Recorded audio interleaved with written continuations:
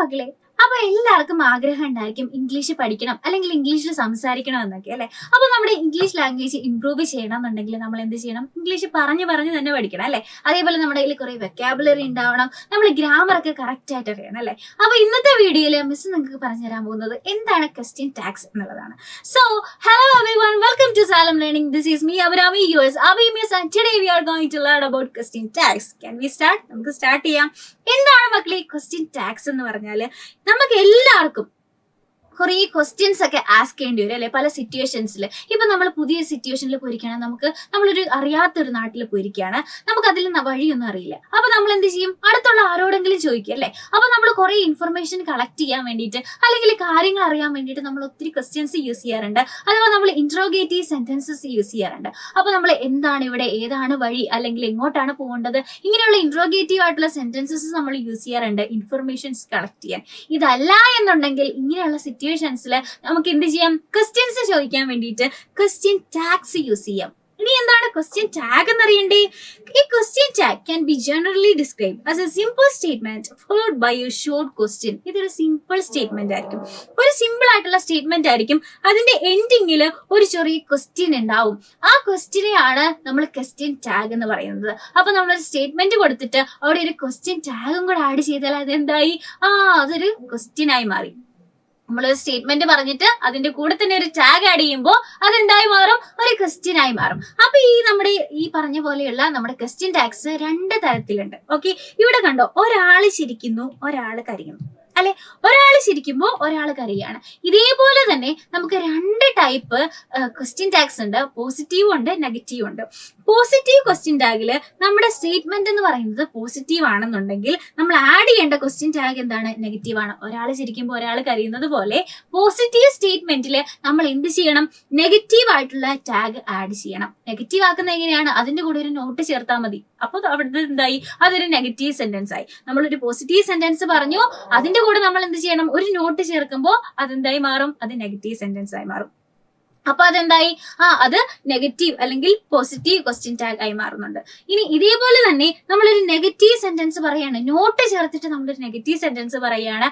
അപ്പൊ അവിടെ നമ്മൾ ക്വസ്റ്റ്യൻ ടാഗ് ആഡ് ചെയ്യുമ്പോൾ പോസിറ്റീവ് ആയിട്ടുള്ള ക്വസ്റ്റ്യൻ ടാഗ് ആഡ് ചെയ്യണം. അപ്പൊ ഇപ്പൊ പറഞ്ഞപ്പോ ചില കൺഫ്യൂഷൻസ് ഉണ്ടാവും അല്ലെ. നമുക്കൊരു ക്വസ്റ്റ്യൻ ചെയ്ത് നോക്കാം, അപ്പൊ നിങ്ങൾക്ക് ആ കൺഫ്യൂഷൻ ഒക്കെ മാറും. യു ആർ ഹാപ്പി, ഇതൊരു പോസിറ്റീവ് ആയിട്ടുള്ള ഒരു സെന്റൻസ് ആണ് അല്ലെ. യു ആർ ഹാപ്പി, നിങ്ങൾ ഭയങ്കര സന്തോഷവാനാണ്. അപ്പൊ നമ്മൾ എന്ത് ചെയ്യണം? ഇവിടെ നെഗറ്റീവ് ആയിട്ടുള്ള ഒരു ടാഗ് ചേർക്കണം. ആറിൻഡ് യു, കണ്ടോ, അവിടെ ഒരു നോട്ട് ചേർത്തപ്പോ അതെന്തായി? അത് നെഗറ്റീവ് ആയി മാറി.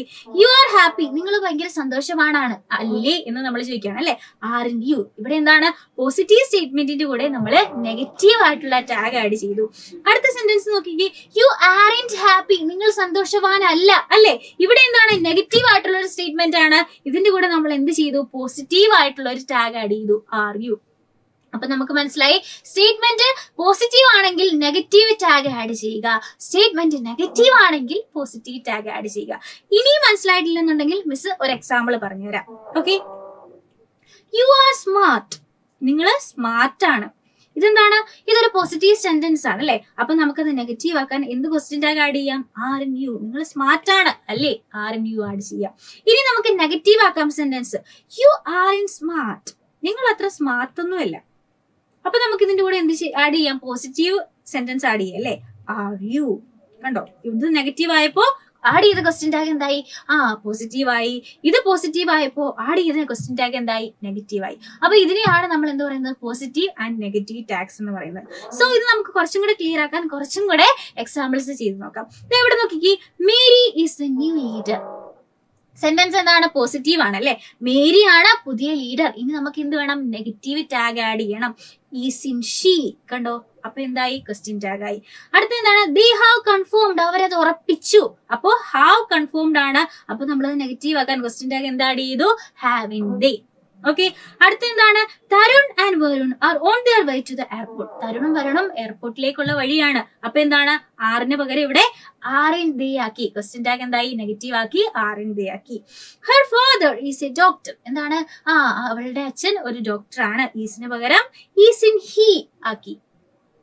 സിമ്പിൾ അല്ലേ? അപ്പോ നമ്മുടെ സെന്റൻസ് പോസിറ്റീവ് ആണെങ്കിൽ നമ്മൾ നെഗറ്റീവ് ടാഗ് ആഡ് ചെയ്തു. ഇനി നമ്മൾ നോക്കിക്കേ, സെന്റൻസ് നെഗറ്റീവ് ആണെന്നുണ്ടെങ്കിൽ ഷീ വുഡ് നോട്ട് ചേർക്കുമ്പോൾ സെന്റൻസ് നെഗറ്റീവ് ആവും അല്ലെ? She would not have done that, അവൾ അത് ചെയ്യാൻ പാടില്ലായിരുന്നു. അപ്പൊ ഇതെന്താ? ഇതൊരു നെഗറ്റീവ് സെന്റൻസ്. അപ്പൊ ആഡ് ചെയ്യേണ്ട ടാഗ് എന്തായിരിക്കണം? പോസിറ്റീവ് ആയിരിക്കണം അല്ലെ?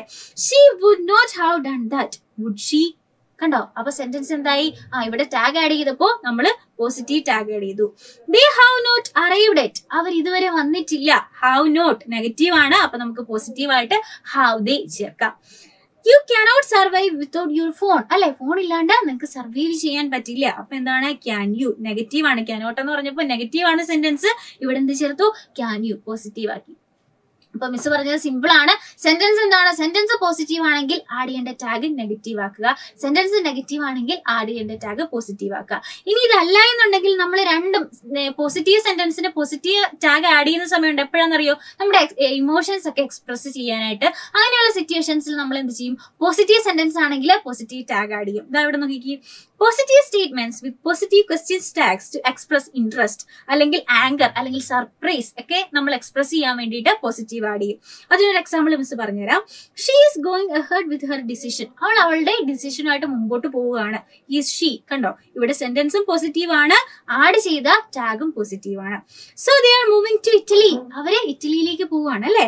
ആർ ദേ, ഇവിടെ സെന്റൻസും പോസിറ്റീവ് ആണ്, ആഡ് ചെയ്ത ടാഗും പോസിറ്റീവ് ആണ്. അപ്പൊ നമുക്ക് ഏകദേശം ഒരു ഐഡിയ കിട്ടിയിട്ടുണ്ടാവും എങ്ങനെയാണ് ക്വസ്റ്റ്യൻ ടാഗ്സ് യൂസ് ചെയ്യാന്നുള്ളത്. അങ്ങനെയാണെങ്കിൽ ദാ മിസ് ഒരു ക്വസ്റ്റ്യൻ ഇവിടെ വെച്ചിട്ടുണ്ട്. You are just going to sit there, you are just going to sit there. അപ്പൊ ഇത് സെന്റൻസ് എന്താണ്? പോസിറ്റീവ് ആണ്. അപ്പൊ നമ്മൾ ഇവിടെ എന്ത് ടാഗ് ആണ് ആഡ് ചെയ്യേണ്ടത് എന്നുള്ളത് എന്ത് ചെയ്യുക? മിസ്സിന്റെ കൂട്ടിലെ താഴെ കമന്റ് ബോക്സിൽ കമന്റ് ചെയ്യുക. ആൻഡ് ഇത് നിങ്ങൾക്ക് യൂസ്ഫുൾ ആയിട്ടുണ്ടെന്നുണ്ടെങ്കിൽ നിങ്ങൾ എന്ത് ചെയ്യുക? മാക്സിമം ഫ്രണ്ട്സിന് ഷെയർ ചെയ്യുക ആൻഡ് ഇത് ലൈക്ക് ചെയ്യുക. ഇതുപോലുള്ള വീഡിയോസ് ആയിട്ട് നമുക്ക് ഇനിയും കാണാം. അതുവരെ ബൈ ബൈ.